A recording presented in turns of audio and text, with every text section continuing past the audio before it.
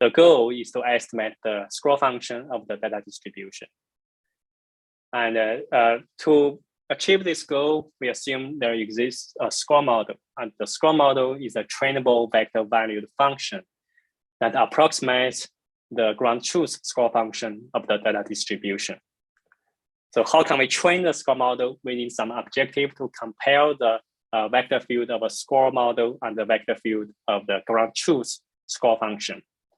And the objective is quite straightforward. We just need to measure the squared difference between the model score and the data score averaged over samples from the data distribution. This objective is called Fisher divergence. However, it cannot be directly computed because we don't know the ground truth score function. There exists a method called score matching that can bypass this difficulty using the technique of integration by parts. It essentially converts the Fisher divergence into the following equivalent objective that does not depend on the ground truth score function of the data distribution. And here the expectation can be estimated with empirical average over samples given from the dataset. However, in order to compute the score matching objective, we need to evaluate the trace of the Jacobian of those score models. And this computation is not scalable for deep neural networks and high-dimensional datasets. To see this, let's suppose the score model is parameterized by a three-layer neural network. Can I ask a question? Sorry to interrupt. Sure. Yeah, sorry. So in the previous slide, well, can you repeat again what was the issue with the first objective, with the Fisher divergence? Why you have to do the score matching? So the Fisher divergence measures the difference between the score model and the ground truth score function. Oh, I guess you don't know the. Sure. Okay. Yeah, we don't know the ground truth data score function. Okay. Okay. So score matching solved the problem using integration by parts. However, score matching also requires to compute the trace of the Jacobian of the score model. And if the score model is parameterized by a deep neural network, that means using score matching requires us to compute two terms. One term is the squared L2 norm of the score model. Second term is the trace of the Jacobian of the score model. The first term is easy to compute. We just need one forward propagation through the score network. This gives us the output, and then we can compute the squared L2 norm immediately. Computing the trace of the Jacobian, however, is harder. We need first a forward propagation to get the first element of the score model, and then we need back propagation to get the first element on the diagonal of the Jacobian. And we need multiple processes until we recover all the diagonal on the all the diagonal elements of the Jacobian. And after which we can sum over all the diagonal terms to get the trace. And this computation will require a total number of bank propagation that is proportional to the dimensionality of X. And this means score matching is not very scalable because X can have millions of dimensions for oil paintings and other high dimensional data. To solve this issue, we propose sliced score matching. The basic intuition is that if we can convert high-dimensional vector fields to one-dimensional problems and apply score matching to these one-dimensional problems, we should be able to have something that is much more scalable. And how can we do this? The basic idea is that we can project high-dimensional score vector fields onto random directions so that we get one-dimensional scalar fields. If the projected one-dimensional scalar fields of the model and the data match each other for all random directions, it also implies that the original high-dimensional vector fields match each other. And this leads to the following objective function, which we call the sliced Fisher divergence objective. And in this objective, the random projection direction is denoted by V, and its distribution is denoted by PV. This sliced Fisher divergence essentially compares the squared difference between the projected data score and the projected model score averaged over all random projection directions and the random samples from the data distribution.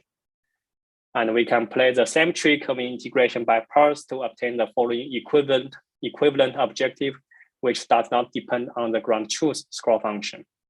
And in this objective, we replace the trace of the Jacobian with the vector Jacobian vector product.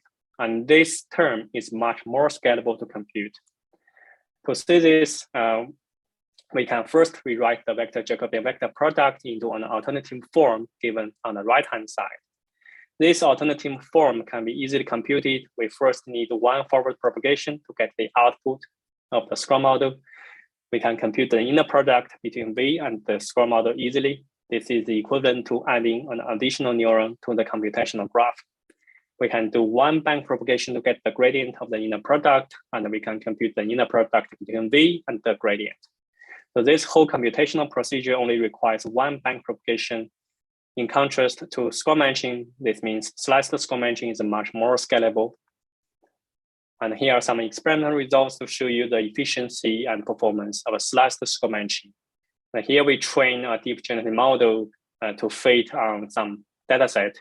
The first figure shows how much time is needed for each training iteration as a function of the data dimensionality. The results is better when the curves are lower. Comparing score matching and the sliced score matching, you can see that the sliced score matching is much more efficient for high dimensional data sets. And on this data set, we report the performance. The results are better when lower. And you can see that comparing the performance of a sliced score matching and the score matching, we essentially do not lose much performance compared to the vanilla score matching. And this means that we obtain comparable performance to standard score matching while being much more computationally efficient. Now we know how to estimate score functions from data. And after estimating the score function, how can we build genetic models? Sorry, a quick question. So is it possible to also estimate the trace of Jacobi using Hutchinson's estimator in this case? Yes, so sliced score matching is essentially applying Hutchinson's trace estimator to score matching, but it has a better theoretical underpinning in terms of consistency, symptotic normality. Yeah, but here you can view they are essentially the same idea. Yeah. I guess it's only the distribution of perturbation, the random projection vectors are kind of maybe different, because in typical Hutchinson estimator, people use I recall a Gaussian and the Rademacher distribution, which are symmetric, right? Yeah. So here, the requirement on PV is weaker. It doesn't have to be symmetric. It just need to have a strictly positive definite covariance matrix, and that's sufficient. Okay, thanks. Okay, so we already know that given some data points, we can use score matching to train a score model to estimate the underlying score function. So how can we directly generate samples from the estimated score function? And if we can do this, we can build a new type of genetic models, which we call score-based genetic modeling. And the method to generate samples from a vector field of a score function is called the Langevin dynamics. Now, what is Langevin dynamics? So suppose we're given a vector field of scores, and suppose just imagine that many random points scattered across the space. We can move those random data points such that they look close to samples from the underlying data distribution. And one method is just moving those points along the direction of the scores. However, those random data points will get collapsed into several local attractors, which is undesirable. Langevin MCMC or Langevin dynamics is essentially doing the same procedure, but with a little bit of Gaussian noise. So if the Gaussian noise is appropriate, then after a sufficient number of iterations, we will get essentially the true samples from the underlying distribution of the score function. However, directly using Langevin dynamics to learn score function does not give us good samples because of the following challenge in estimating score functions in low data density regions. So consider a toy example. Here we consider a mixture of Gaussian distribution. The density function is given on the left side. In the middle figure shows the ground truth score functions. The right figure shows the estimated score functions. Comparing the middle and the right figure, we can see that the score functions are quite accurate in high data density regions which are close to the lows of the data distribution. However, in low data density regions, the estimated scores are not accurate. This is because score matching only considers the difference between the true score function and the model score function averaged over samples from the data distribution. So for high data density regions, we have more samples and thus more information. For low data density regions, we don't have enough samples and not enough information to estimate the scroll function accurately. And this means Langevin MCMC will not be able to explore low data density regions effectively because the estimated scroll functions are inaccurate. How can we solve this problem? The answer is to add noise to perturb the data distribution to populate low data density regions. So if the noise is appropriate enough, you can see that the estimated scores are accurate almost everywhere. This gives us a strong hint that the scroll function of a noise perturbed data distributions, they can provide useful directional information for Langevin MCMC to navigate through low data density regions. In practice, we would want to use multiple noise scales to perturb the data distribution. The intuition is given us below. The leftmost section of this figure shows what happens when no noise is added. Here we assume the high data density region is given in the blank solid curve. In this case, if Langevin dynamics is far away from high data density regions, it will not have sufficient information to move to high data density regions. In the middle section, we show what happens if we apply one single noise scale to perturb the data distribution. In this case, because we want to populate low data density regions, this noise has to be relatively large, which means if Langevin dynamics is far away from high data density regions, the directional information will be quite accurate. But when Langevin dynamics is closer, since the noise is large, it does not provide fine-grained information about how to move to high data density regions. And this difficulty can be solved by using multiple scales of noise perturbations that covers the whole space of data. In these cases, essentially, we can, no matter how far away we are from the high data density region, we can use the corresponding scroll function to move to high data density regions. And this means using multiple noise scales can provide directional information of multiple granularity for Langevin MCMC. And in practice, this is what happens when we want to model a mixture of Gaussian distribution. First of all, suppose we have a total number of 3 noise scales, sigma 1, sigma 2, and sigma 3. We can use the corresponding noise to perturb the data distribution, which gives us the noise perturbed data distribution P sigma 1, sigma 2, and P sigma 3. We want to estimate the score function of this noise perturbed data distribution simultaneously. And this requires us to train a conditional score model, which is called a noise conditional score network. It takes sigma as one of the input to this network and gives the corresponding score function for the noise perturbed data distribution with sigma. And in order to train this conditional score model, we need a summation of score matching losses. And in this summation, we essentially have one score matching loss for each noise scale in order to estimate the corresponding score function of the noise perturbed data distribution. And all those score matching losses are weighted by a positive function lambda sigma I.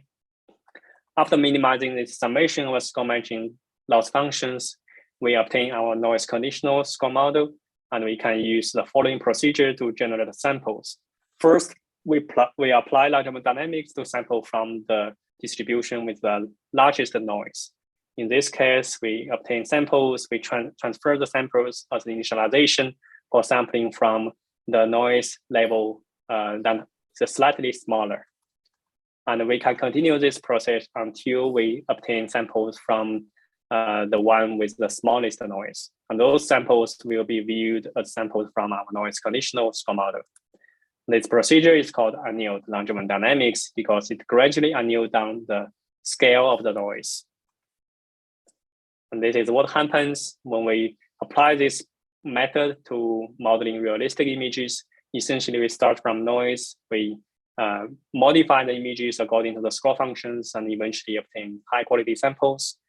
And when this method was first proposed, it beat GANs on CIFAR10 for the first time in terms of sample quality.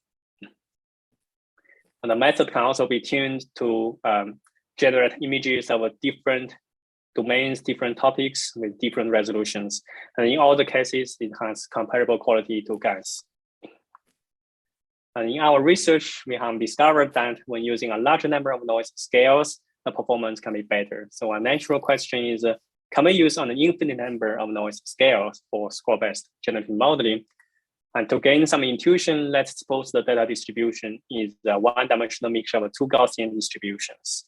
Given three different noise scales, we can apply the corresponding noise to perturb the data distribution. This gives us three noise perturbed data distributions. We can use a one-dimensional heat map to represent each of the distribution. When using a large number of noise scales, the heat map becomes denser.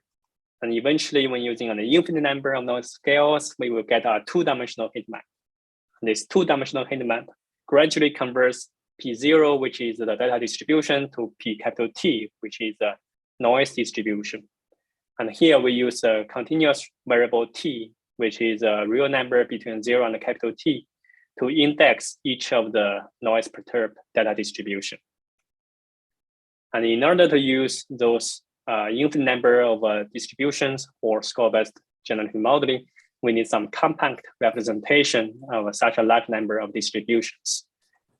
And we can use stochastic process. A stochastic process is essentially a collection of an infinite number of random variables. Here, the random variable is indexed by variable T, and this real number T is between 0 and capital T.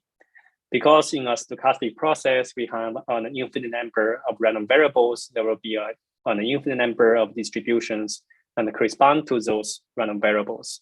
And those marginal probability distributions